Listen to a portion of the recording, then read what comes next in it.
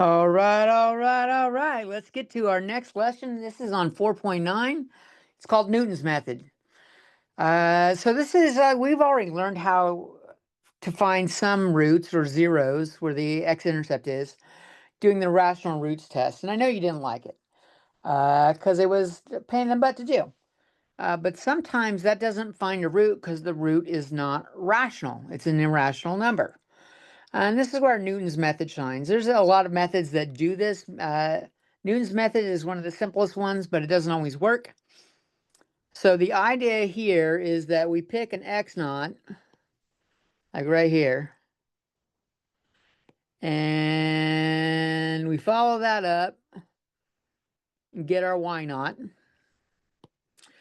And then we follow the tangent line down to a new x. And here we'll go up to our y there. And then we follow that tangent line down to a new x. And we keep going back and forth until we get closer and closer and closer. And this kind of zooms in on, like you're going back and forth.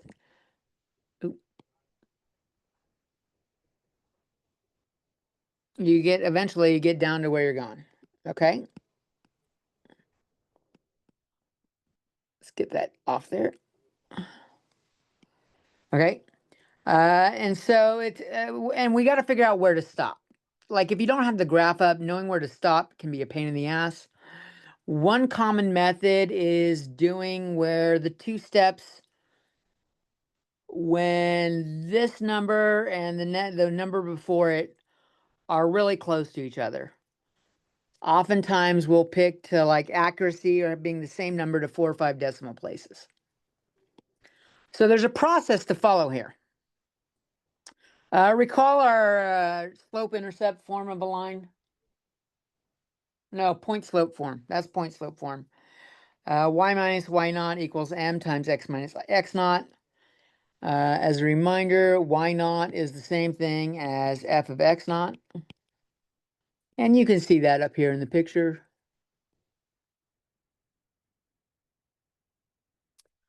And so I'm replacing y naught with that. And m we're going to use as our tangent line, slope of our tangent line.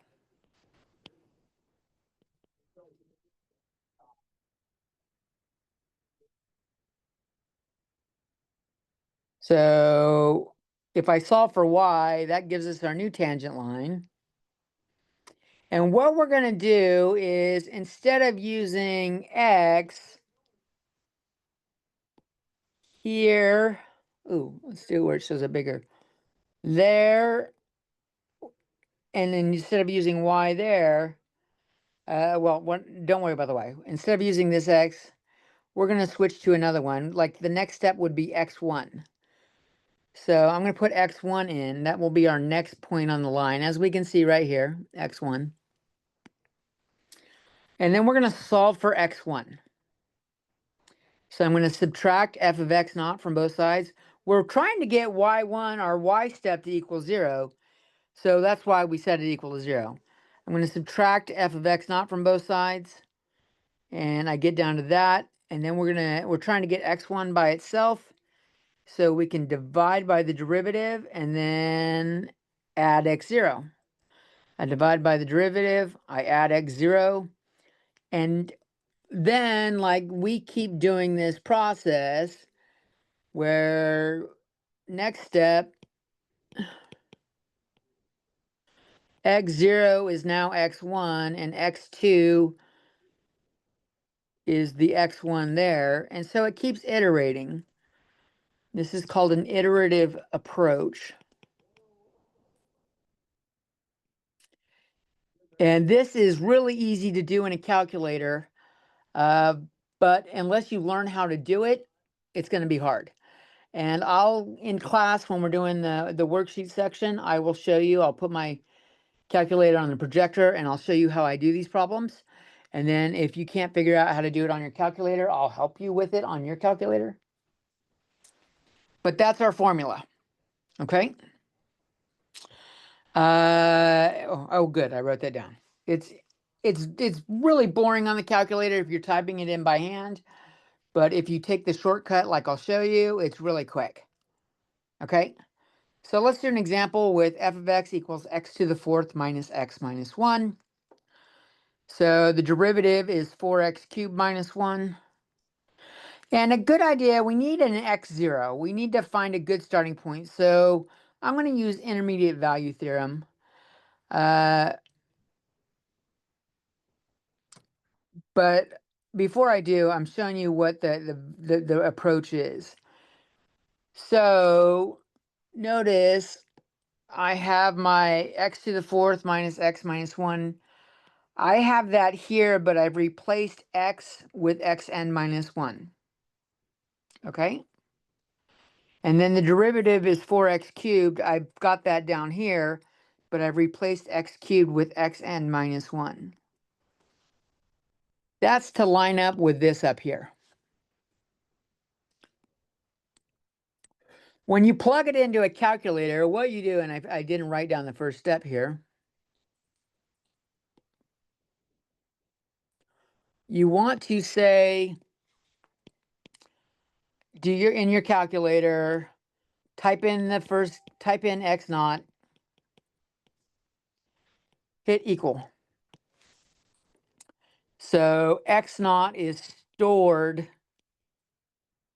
as answer. And then what we're going to do is we're going to follow this nice little approach here.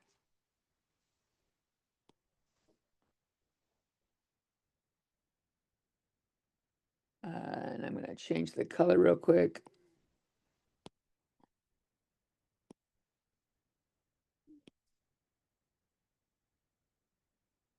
Kind of make it look like the other one. I don't know. Maybe pick a different color. There you go. That'll work. Okay. So we got to find some roots. That's what we're looking for. We got to pick some good first guesses. So what I did is I just calculated what f of -1, f of 0, f of 1, and f of 2 were.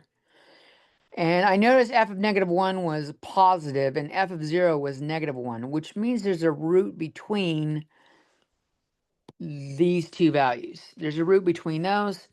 And then I did f of 1 and f of 2. I found f of 1 was -1 and f of 2 was positive.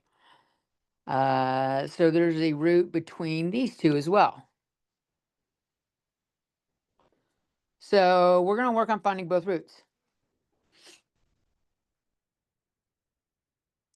So like picking a root in between 0 and -1, I think a good choice to pick is -1/2 or -0.5. So I'm going to set up my work. I'm writing it out. And what I'm doing in the calculator is I'm putting in this in the calculator and I hit equal. And then I'm doing this right here. And I'll show you guys, like if you need to see it in person, we'll definitely do it. When I did that, I got this is my first answer. And so x2 uses those same numbers instead of that, and that.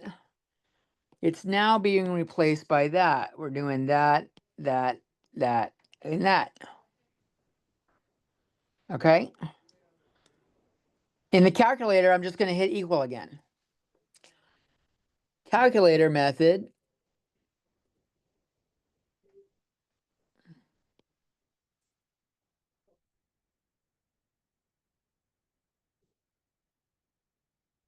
Just hit equal again.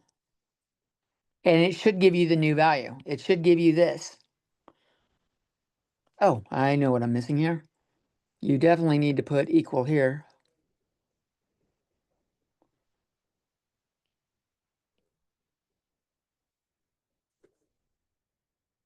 Okay.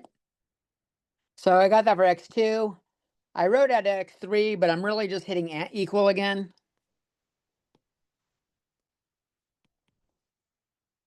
and I got negative 0.72453, and then rather than writing this out repetitively, x4, I got negative 0.72449, and x5, I got the same thing. So we have a root at approximately negative 0.72449. I just kept hitting answer. So if I actually do, if you do, like, what was our initial function? Our initial function, oh, I don't want to do that. Let's choose a different color. We had x to the, no, I've been using pink a lot there. Let's do yellow. We had x to the fourth minus x minus 1. If I do answer to the fourth minus answer minus 1 and hit equal, I'm going to get 0. But this is not answer. This is an approximation. It's only 5 decimal places. And if I type that in and then do it, I get, this is what it shows on the calculator. But that negative 6 means move the decimal left 6.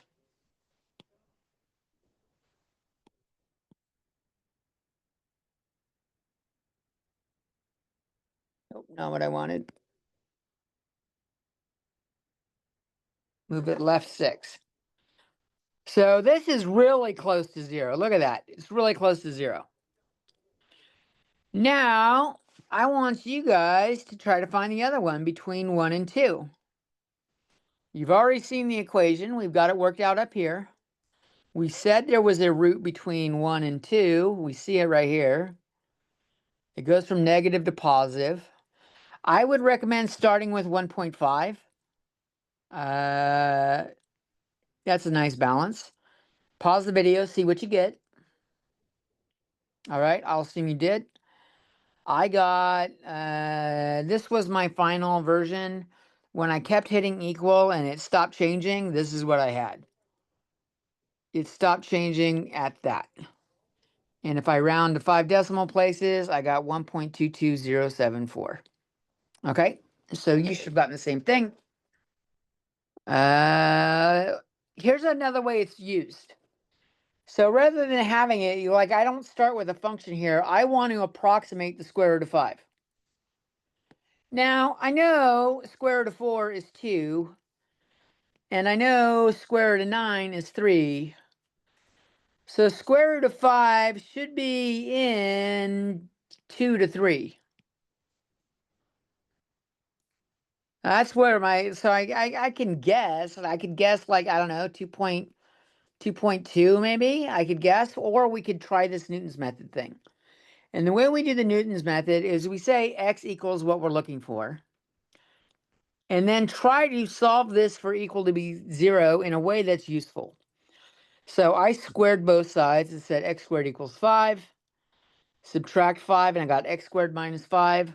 And that's what I'm going to make my f of x.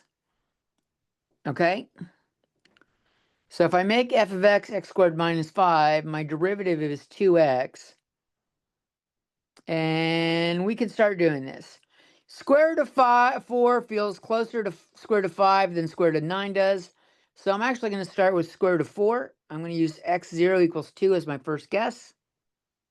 I recopied the equation down here so you could see it. And then we got to set up our equation. This is doing what we're going to have. And remember, everywhere you see xn minus 1, in your calculator, you're going to treat that as answer key button. And I'll walk you through it again in person if you need it. So 2 is our initial guess. That replaces xn minus 1. And my first step was 2.25. And I did this iteratively a few times. And I did x3. x3 was a good chunk different than x4. Notice that.